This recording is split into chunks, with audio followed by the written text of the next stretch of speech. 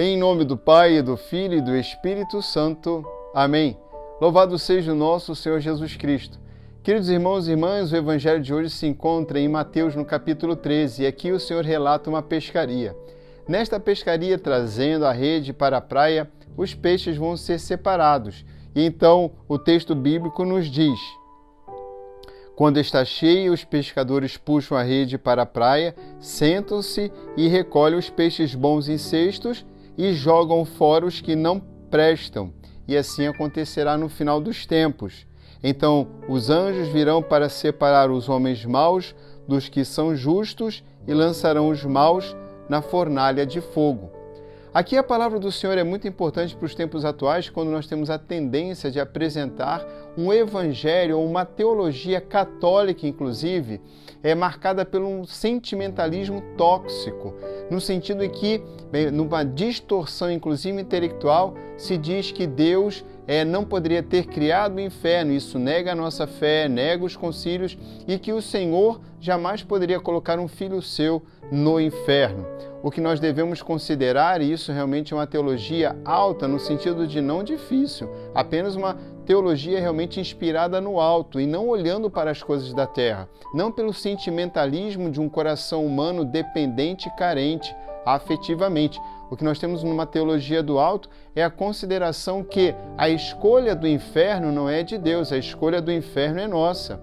E sendo essa escolha livre, ela também se dá de uma forma de harmonização, de conformidade. Escolho para a eternidade a partir das escolhas e da natureza que adquiri aqui na terra.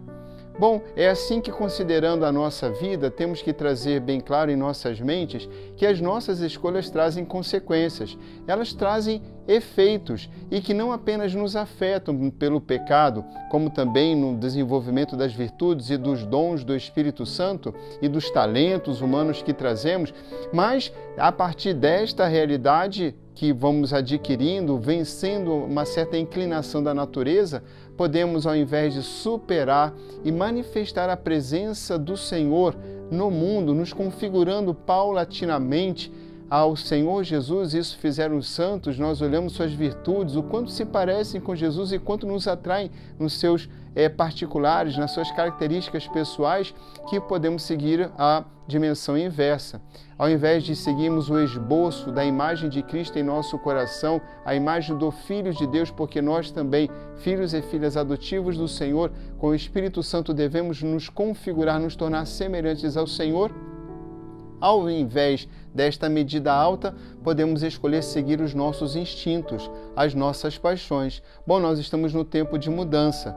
É essa mudança que nos permite nos tornarmos cada vez mais semelhantes ao Senhor, superando as nossas inclinações perversas, superando as nossas deficiências e limites, ou, ao contrário, podemos ter uma medida baixa e realmente, olhando para baixo, nos configurarmos não ao Senhor, não admirando os santos e vendo toda a obra dos anjos, mas nos configurando verdadeiramente animais, na medida em que nós abrimos mão da nossa racionalidade ou a vivemos de modo perverso, pervertido, apenas para viver nossas paixões. Sim, uma mente brilhante, muito inteligente, mas que não faz bom uso da sua inteligência, da sua racionalidade, e pode apenas direcionar então a sua inteligência para conseguir viver suas paixões, viver os seus vícios, viver, então, neste sentido, entendam os instintos. Nesta medida vai se desenvolvendo uma segunda natureza. Os pecados capitais nos deixam bem claro como que isso pode se tornar uma segunda natureza.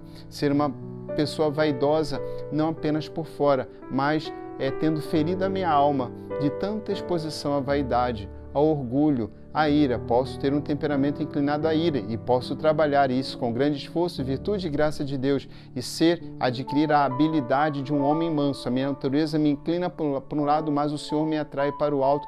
Então posso caminhar e me tornar semelhante ao Senhor, manso e humilde de coração. Enfim, esses são os peixes. Então não é o Senhor que nos pega pelo cabelo e nos joga no inferno.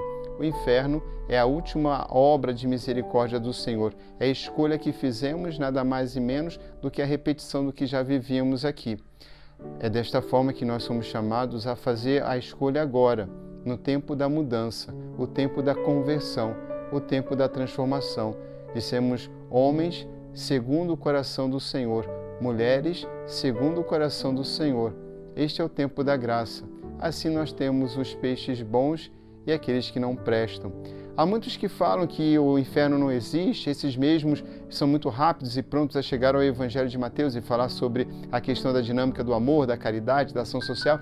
Enfim, exatamente eles apontam assim, olha, esses aqui que fazem o bem, que fazem a caridade, gostam dos pobres, enfim, todos devemos gostar e auxiliar sobretudo os mais necessitados, os pobres, os miseráveis, enfim, todos. Este é o nosso chamado, porque o coração vai se tornando semelhante ao Senhor e assim Ele fez. Estas pessoas também podem dizer que o inferno não existe, como não, se seremos julgados pelo amor, e o desamor, a desordem no amor é o egoísmo. É quando podemos, inclusive, nos valer das coisas da igreja de uma forma externamente positiva, inclusive ajudar os pobres.